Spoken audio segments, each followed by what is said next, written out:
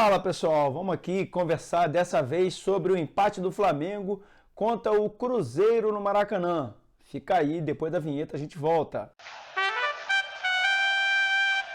Calma, corneta. E aí, corneta, tudo bem com você? Bom, chegou até aqui para começar a conversar. Já queria te pedir para deixar o seu like aqui, por favor, deixa aí o like se você concorda com as coisas que eu falarei ao longo desse vídeo. Então, de antemão, já deixa o seu like. Aproveita também, chegou até aqui, se inscreve aqui no canal, me dá essa moral. A gente fala sobre o Flamengo, a gente fala sobre futebol e também compartilha esse vídeo para a rapaziada. Mas vamos lá, vamos falar sobre esse empate do Flamengo 1-1 contra o Cruzeiro. E como sempre, eu procuro colocar aqui as circunstâncias. E dentro dessas circunstâncias, a gente não pode isolar apenas o jogo de ontem, né? No caso, o jogo de sábado. Existe todo um contexto que envolve esse jogo do mesmo jeito, da mesma maneira que eu falava a mesma coisa lá com o Vitor Pereira, com o Dorival, com o Paulo Souza. Você analisar apenas o resultado e não analisar os porquês e não analisar as coisas que aconteceram ao longo do tempo para você chegar naquela situação, você provavelmente vai cometer um erro na sua análise. E a ideia é que a gente faça sempre essa análise tentando entender todo um contexto. E muitas coisas estão dentro do contexto do que a gente vê o Flamengo hoje. É óbvio que o Flamengo não está jogando o que a gente gostaria, é óbvio, então não precisa mais falar disso, porque isso é claro. Da mesma maneira que é óbvio que muitos jogadores estão em um momento individual muito abaixo. Poderíamos citar aí Thiago Maia, Pedro, Davi Luiz, né? O Gabigol oscila bastante nesse momento, o Gerson caiu, voltou a cair.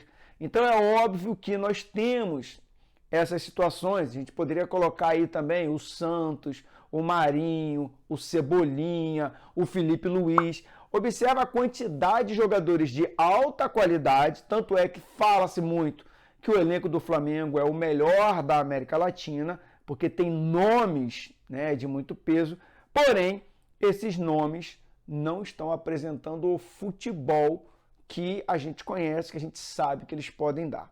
Então é óbvio que isso tudo a gente já sabe e na hora de entregar ali no campo não está sendo entregue. Muito tem se falado, eu inclusive no vídeo passado aqui no jogo contra o Nublense falei pra caramba, da apatia, da preguiça, da falta de vontade, da falta de entrega do jogador em campo.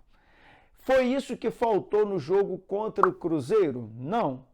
A entrega não faltou. O que faltou foi futebol. Ok? O próprio Sampaoli fala ali que quando a torcida vaiou o Thiago Maia, que ele achou injusto, porque o Thiago Maia é um jogador que deixa tudo dentro de campo. Primeiro, não parece. A gente está sempre, pelo menos a visão que eu tenho, está sempre a impressão de que o Thiago Maia está numa rotação abaixo. Mas ok, digamos que o treinador ache isso. Só que a gente não quer somente o jogador que entrega tudo, porque para nós, torcedores do Flamengo, entregar tudo é o mínimo.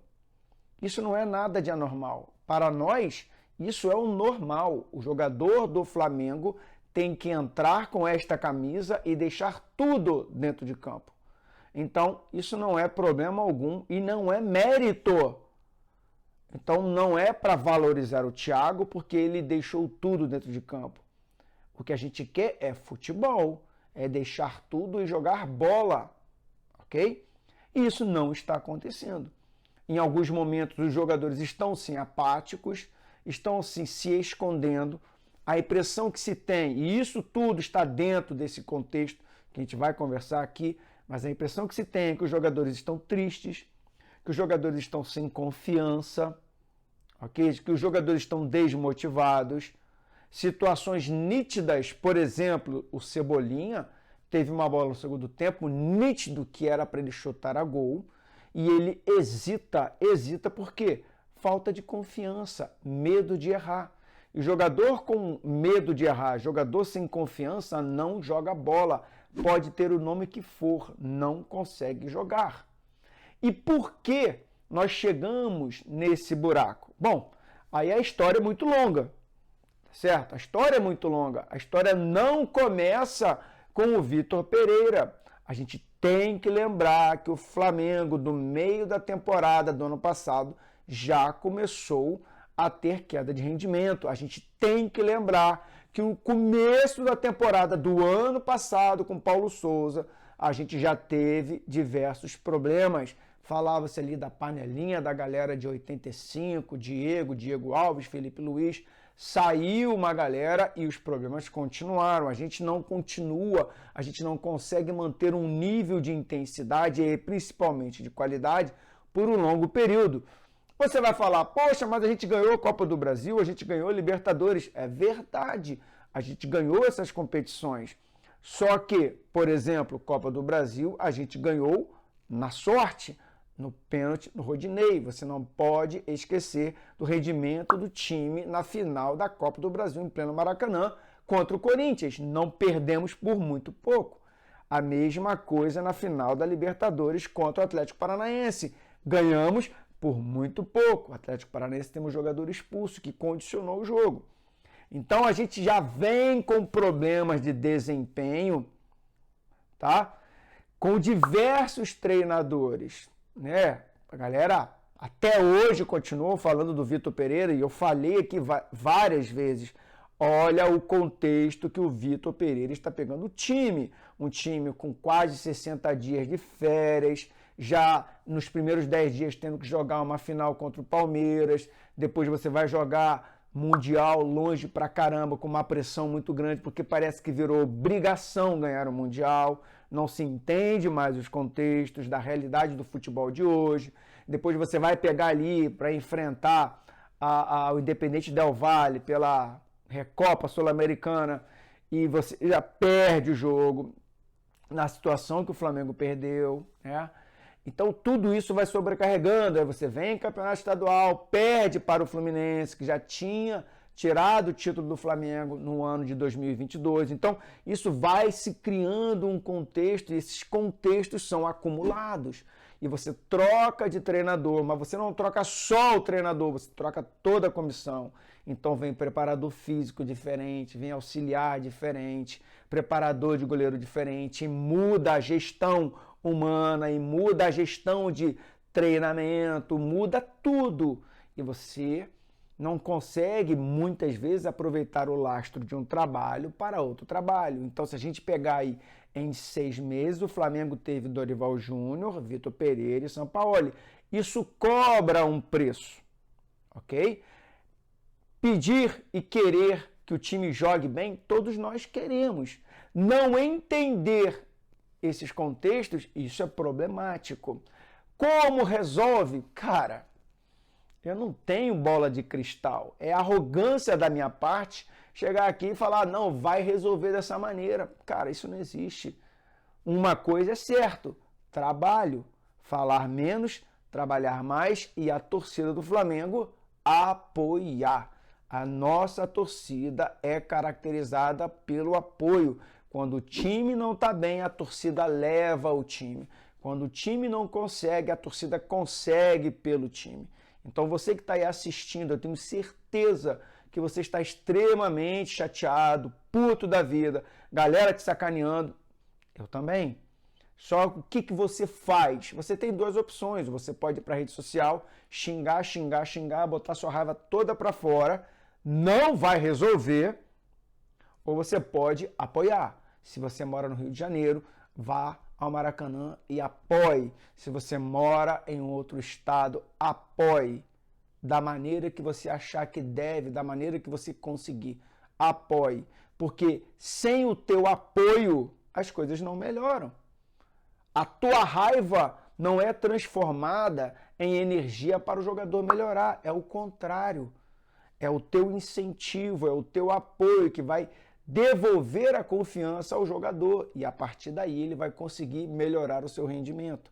Temos grandes desafios pela frente. Semana agora, quinta-feira, contra o Fluminense, adversário que está engasgado na nossa garganta, é verdade, perdemos 2 campeonatos estaduais para eles, depois tem jogo contra o Racing pela Libertadores, jogo decisivo. Se não conseguir um resultado bom, a gente corre o risco de não passar para a próxima fase. Então, o calendário não ajuda. E o que você faz quando isso não ajuda, quando nada está ajudando? Apoia. Apoia. A sua arrogância em achar que você tem a solução pode ser transformada em apoio. Já tem gente falando tem que trocar o Sampaoli. Eu não vou nem entrar nessa discussão porque papo de louco eu tô fora. Isso é papo de maluco com louco. Aí eu tô fora. Beleza? O que eu vou falar para você aqui? Tô chateado, tô puto, não tá bom, mas a minha raiva não vai se transformar em bom futebol. O que vai melhorar é o meu apoio. E eu vou apoiar sempre o clube do Flamengo. Pode ser com Vitor Pereira, com Dorival Júnior, com Sampaoli, com quem vier. Deixa o cara trabalhar. Eu já falava isso com o Vitor Pereira. Deixa o cara trabalhar. Ah, mas o trabalho tá ruim. É pouco tempo. É pouco tempo para querer resultado, para querer ali bom desempenho, mudando tudo que eu já falei. É pouco tempo também com o Sampaoli. Olha o contexto, as coisas não acontecem. Eu já falei aqui, as coisas não acontecem só porque você quer que elas aconteçam. Existe um processo, existe uma linha do tempo, existe ali ações que devem ser feitas seguidamente. Isso faz parte, isso é futebol, beleza? Então é isso. Vamos colocar a cabeça no lugar, semana para respirar, jogador para descansar. Contra o Fluminense é entrar com muito mais garra, com muito mais paixão. Torcida é empurrar o time no Maracanã. Nós vamos lotar o Maracanã e vamos empurrar do minuto 1 ao último apito do juiz. Esse é o nosso papel e é isso que eu peço para você, torcedor do Flamengo, fazer. Beleza? Juntos, time, torcida, a gente vai sair dessa, a gente já saiu. Quem tem um pouquinho mais de tempo torcendo para o Flamengo sabe que a gente já passou por coisas muito piores e a gente vai sair dessa. Então, calma a sua raiva, calma, tranquiliza, pega fôlego e vamos gritar Mengô, Mengô, Mengô. Vamos para dentro.